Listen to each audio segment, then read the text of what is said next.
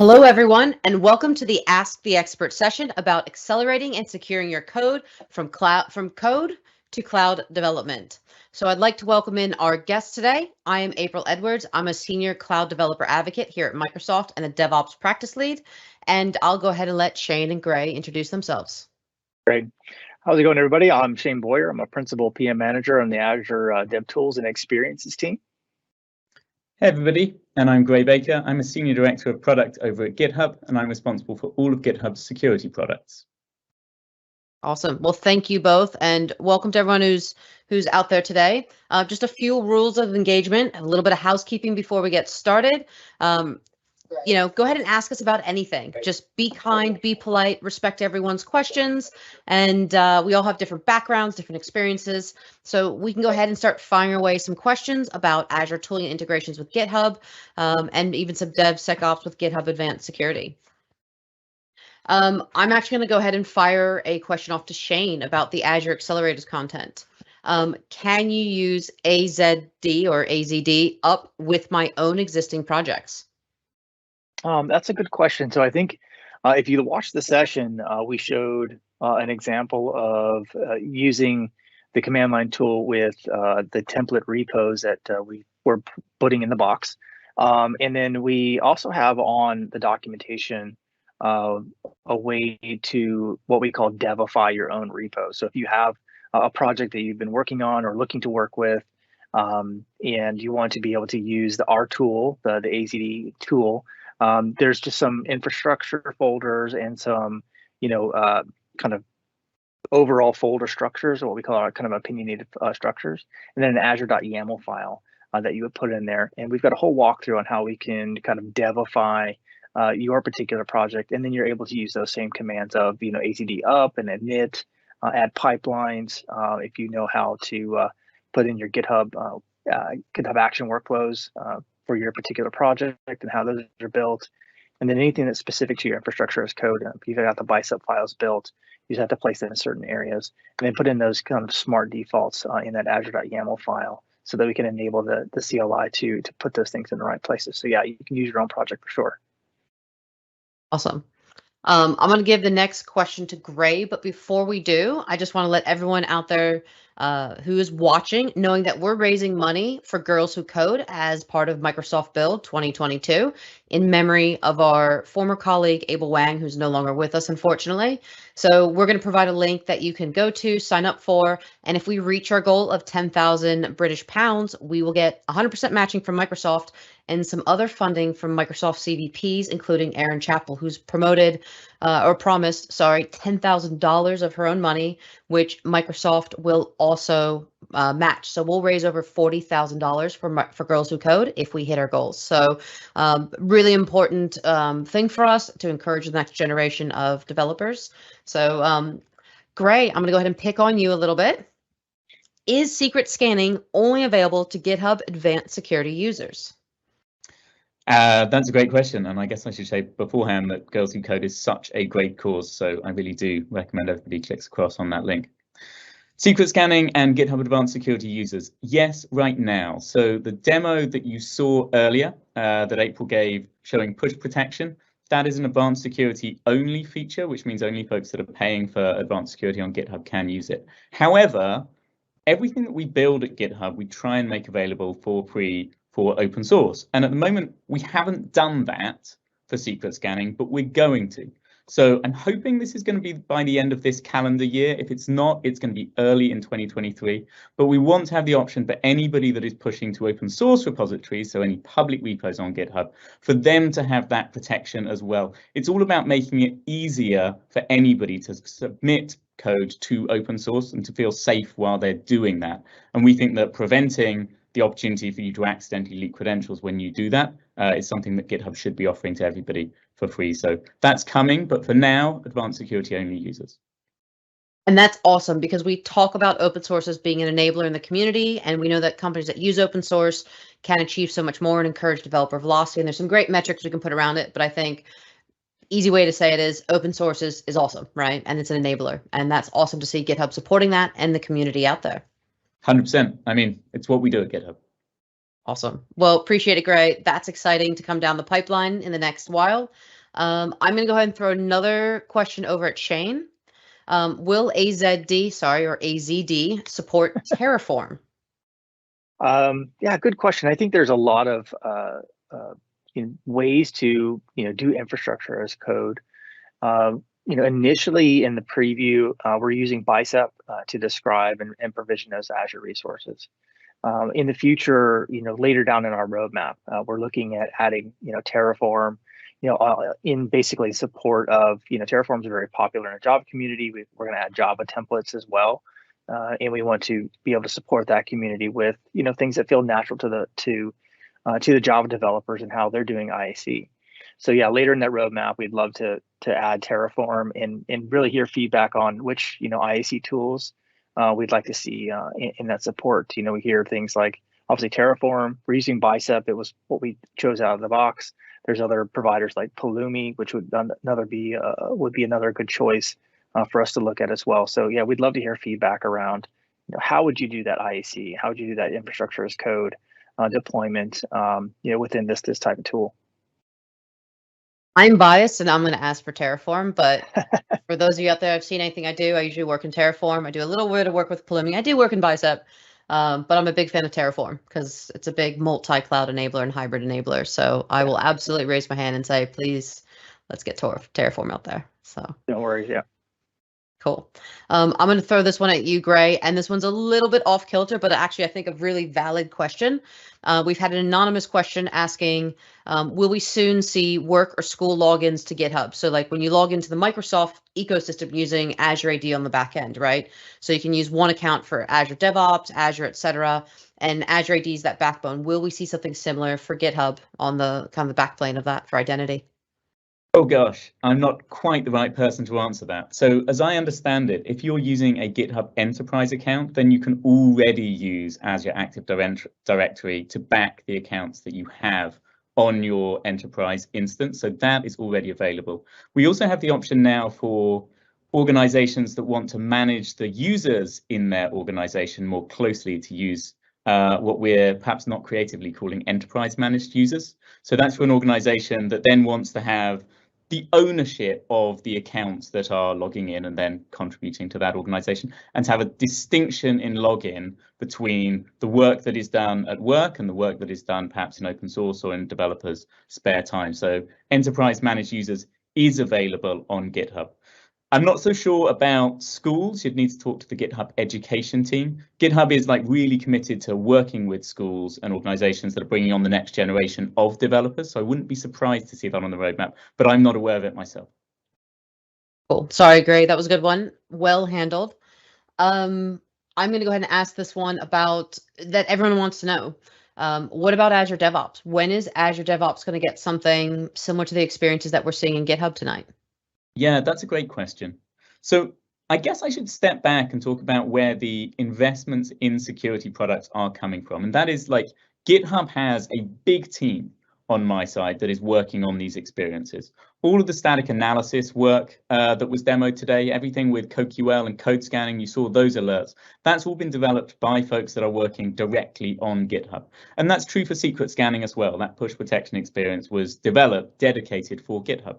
And we're doing that for a bunch of reasons, partly because we want to make it available to open source, and GitHub is where 90% of open source lives. And partly because, as Microsoft, we now have two source code management control platforms, GitHub and Azure DevOps, and we're committed to both of those, but the larger investment right now is in GitHub. On the advanced security side, we do want to bring that functionality to Azure DevOps. We don't want folks that are using AZDO not to have access to sophisticated application security setups. So I'm talking with my colleagues who are responsible for AZDO about how we port that across. And we've got a bunch of ideas. We really want to bring the power of CodeQL and the power of secret scanning to Azure. I don't know exactly when it's going to be. It's going to take some time to build all of that out on the other side. And that's a story that you're going to hear again and again, I think, when we talk about GitHub and Azure DevOps, is that things are likely to come to GitHub first in terms of new investments, but we want to continue investing in Azure as well, and we do want to bring those across. So I can't give you a timeline. I can tell you that it is being actively discussed, and I can tell you that we're committed to providing a security solution on Azure over the medium term. Yeah, and there also are a lot of third-party plugins in Azure DevOps today, like CredScan, et cetera. And I've worked a lot with those with customers in the past as well. So they are out there, they are available. But yes, you're right. Because we're working with a lot of open source public projects, where in Azure DevOps, realistically, almost every single project's private and protected, right? With the Azure Active Directory backend, and it sits in the data residency where customers need it. So the whole, I would say, backbone of the system is very different in Azure DevOps, right? And the use case for it in that sense. So no, it'll be great to see that coming down the pipeline. And I know all the team's going to work really hard to get that out the door. Cool. Shane, I'm going to throw another one at you. Actually, let me see. Let's see. What languages are used in the AZD application templates? Yeah, that's a good question. I think that the assumed would be that we'd probably start with .NET out of the gate, and specifically, right now we have we're supporting JavaScript, Python, and .NET with our templates, and our templates are pretty much all of the same front end right now. The templates that we have, it's a React front end. We have an API that's written in those 3 different languages with JavaScript, Python, and .NET. In those middle tier languages right now that we're using, they're built on a single framework. We want to think and get feedback from everybody who's using these, what languages, what frameworks they would like to see, and also what services we'd like to see in application templates. Right now, the templates span across Key Vault, Azure Cosmos DB. We have SQL Server, Key Vault, and then also things like functions. We have static web apps coming, and then also Java support across the different services as well. So there's a lot of permutations of language frameworks and services that we'd like to have templates out of the box. But again, these are good starter templates. We're not trying to solve all of the world's problems with these templates, but we want to be able to give you something to kind of start with in the languages or in the combination of languages and frameworks that you would like out of the gate, and then be able to build upon that so you can take it and go build your apps that you would like. When you're looking at Python, we're using Fast API, but you might like Django or something else within your app. So give us some feedback. Let us know what you'd like to use. But initially, it would be the JavaScript, Python, and .NET, then Java down the road. But maybe it's Go, and maybe it's Rust. I'm not sure. But we certainly want to hear some feedback on where you'd like us to go with this project. I vote for Go, but I would say to everyone out there, absolutely contribute to the project. The more Shane and the team hear about what you want to see, the better they're going to make the product for you as the end user. I think that's absolutely key. The feedback is huge. It's how we make our products better for everyone out there, especially all of you joining today. Gray, I'm going to throw a question at you, and I've actually had this question a few times recently, and I believe Miriam's answering it on the back end. But how does GitHub security help secure my software supply chain, and how would it have helped us with the Log4j vulnerability? I've had a lot of customers ask this recently, and I think this is a great one to kind of bring to the forefront.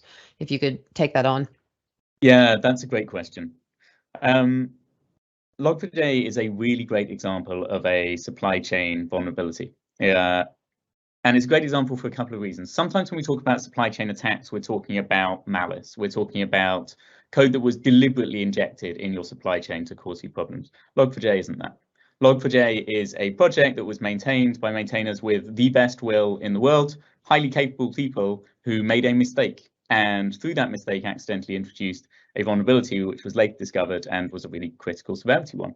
And the whole world had to scramble to find out where they were using Log4j and to upgrade to a patched version of it or remove it from their dependencies as fast as possible. That's where GitHub can help, and that's where advanced security can help, right? Like GitHub is where a huge amount of the world's code lives, and from that code we can derive whether or not you're using certain dependencies. So within GitHub security products, and this is not an advanced security feature, this is available to all GitHub users, we have something called the dependency graph, which scans statically every single dependency manifest file that is pushed to GitHub, and for each repository builds a graph of what dependencies that repo is reliant on. And we have Dependabot alerts and updates, which combine that graph with information about vulnerabilities. So what happened when Log4j was discovered is that details of that vulnerability went into the GitHub advisory database, and then we looked across every single repository on GitHub that was using the dependency graph, and we found all the instances where somebody had Log4j as one of their declared dependencies.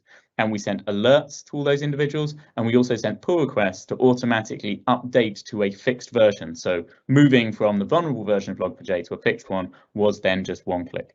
And that's how GitHub wants to help here. We want to make it really easy to identify any places that you've got that vulnerability, alert you of them, and help you fix them as easily as possible. Now, we're not perfect on this, and Log4j kind of exposes that as well, and it helps talk to a couple of things that we have coming out. Because this was a vulnerability in the Java ecosystem, and because Log4j is often pulled in as a transitive dependency, there were cases where just by scanning the code, it wasn't clear to us that a repository was using Log4j. There are also cases where somebody could be using Gradle or another package manager that is harder for GitHub to scan statically and understand your dependencies. And in those cases, again, it was a bit trickier for us to say, okay, we know you're using Log4j here. GitHub Advanced Security is introducing the concept of a dependency submission API. And what that basically lets you do is during your build, if you can identify your dependencies, including all your transitive ones, you can upload those to GitHub and supersede our knowledge of your dependency graph with them. And that will then be hooked in with our normal dependency alerting logic. So it would have allowed us in Log4j, for anyone that was uploading those dependencies, to be able to tell you all of the places that you had Log4j present. That's going to be released on our side in the next month or so. It's going to be in public beta on cloud in July, and I'm looking forward to filling in that gap. But GitHub basically sees its role as helping developers respond to those kinds of vulnerabilities by finding all the places that there is a problem and then patching them. One final thing I'll say on it is, because GitHub is where Log4j is hosted, there is another contribution that we can make, which is trying to help prevent those vulnerabilities from being introduced in the first place. And that's where technology like code scanning, which is using static analysis to scan first-party code and see whether or not it's introducing vulnerable patterns, can help. And in the wake of Log4j, we now have queries in code scanning that look for that kind of pattern and would alert a developer that was introducing it in a new framework to say, hey, this could introduce the kind of vulnerability we saw with Log4j. And hopefully that cuts off those problems before they're ever created. And that's the key, because it's well, A, more cost effective, and B, less of a breach, plus all the havoc that gets wreaked with that when you find that in the development cycle, right? When we write it in our code, whether it's accidentally or what have you. So that's awesome. Gray, thank you very much. Shane, I'm going to flip back to Azure accelerators now. Are there going to be any IDE extensions or tools for AZD, or is this only going to be a CLI?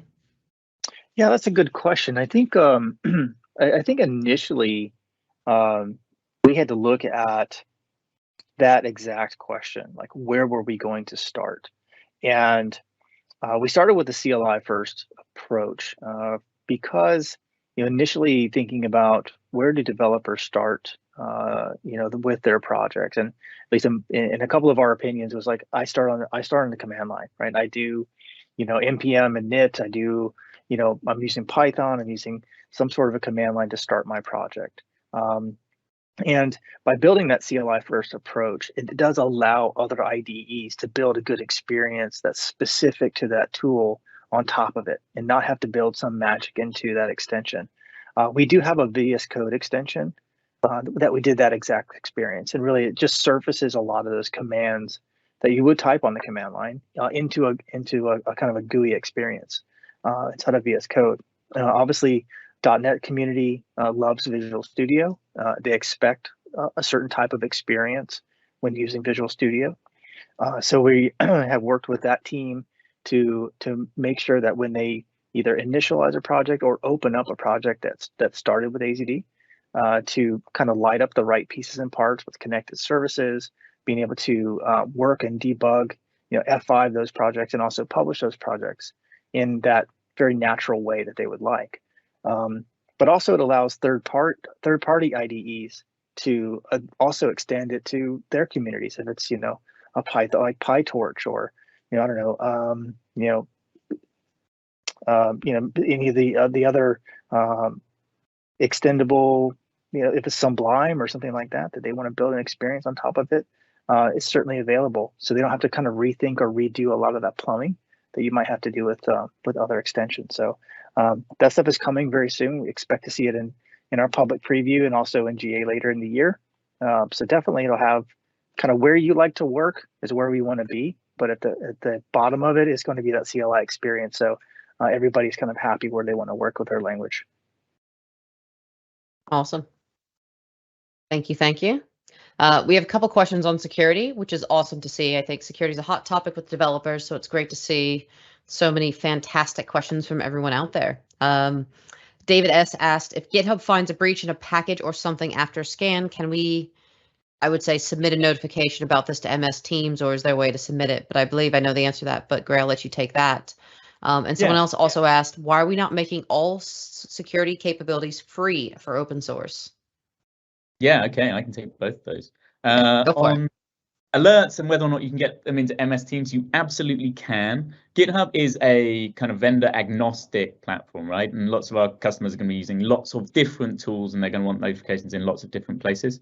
So we have a really complete API and webhooks that allows anybody to do this really quite straightforwardly. So we will send a webhook every time we discover a new alert in one of your repositories, and it is pretty trivial to turn that webhook into a notification in whatever service you want. You can do it with some of the low-code operators on the internet, or you can write your own application to do that. In terms of making scanning free for open source, GitHub is committed to doing that. It's absolutely something that we think is critical. Everything that we've done with code scanning is free for open source. Everything that we do around Dependabot and the alerts that we send to update people from vulnerable versions, that is, again, free, not only on public repos, but on private repos as well, because we want you to be able to consume open source safely, regardless of whether or not you're paying for advanced security. The GitHub Advisory Database, which is the canonical database of vulnerabilities in software packages, is free, not just for GitHub users, but for anybody that is licensed under a Creative Commons license. The only thing we ask for you is attribution for the maintainers and for the curation team that put that together. And as I said earlier, secret scanning, which is the one thing that at the moment you can't get for free on open source, we are working to make that free across all GitHub public repos by the end of this calendar year. So GitHub is super committed to making sure that open source is a secure thing to write and to consume. And to do that, we basically make everything that we build from a security perspective free for open source. Yeah, so keep an eye on the GitHub roadmap. It is published publicly. Also, I put a link in for David's question about hooking your notifications from GitHub to Microsoft Teams. Myself and Jay Gordon did a video on this in the DevOps lab, so check it out. And Miriam has posted a fantastic article on how to configure that. It's really easy to set up. It increases collaboration, and it's absolutely the way forward. I use it. I have it running in my Teams chat now. I can see I can connect it to my repos, and exactly when I know when something's happening, I can see that come through and get notified of everything in that repository. Shane, I have a question for you. Can the Azure Accelerator deploy my app to the app container service? Yeah, actually, it's a good question. So yeah, we have a couple of target hosts right now for the services. So when you set up your the templates in using infrastructure as code, we can define kind of where each individual service wants to be deployed. One of which being Azure Container Apps. We also support Azure App Service, and I mentioned static web apps is coming. And then also Azure Functions as well for your specific pieces and parts of your architecture. Obviously, the templates that we have out of the box right now, we're starting with Azure App Service and Azure Container Apps with some of those templates. But as we move forward, we're obviously thinking about the other Azure services that are available. Things like AKS obviously is a host option as well. Looking at Azure Communication Services, it just really depends on the templates and the types of applications that you want to build. But again, these are starter types of functionality to begin with. But we really like to see what folks want to build and get some help with getting started, because it can be very difficult to set all of these types of applications up in Azure, get everything working and talking together. So you can imagine, like, I've got static web apps that have an Azure Container Apps backend that's talking to databases and Key Vault and all of that. So we really do want that one command line option to have multiple target options as well, but easy to set up and configure. Awesome. Cool. Thank you, Gray. Thank you, Shane. Those are lots of great questions. And thank you to everyone out there asking all the great questions and the hard questions. Gray loves a hard question.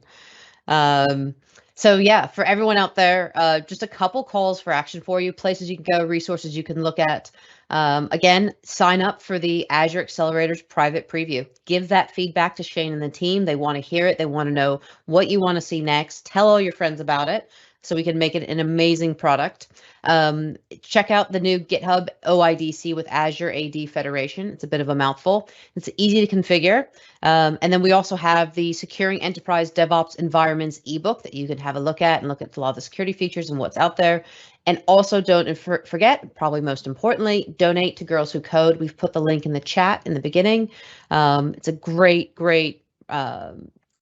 charity that works globally. So I sit here in the UK. We have local places not far from where I live, and you can get involved directly with them and donate money. So anything else from you, Shane or Gray, before we go? Nope, I think the links are great. Definitely, Girls Who Code is a good charity to support, and we look forward to feedback. I think feedback is how we make our products better. So definitely get involved with all the links there. And April, thanks for hosting and pushing this forward. Absolutely. Cool. Well, thank you, everyone. Reach out if you have any questions, and we'll be happy to answer them after the session.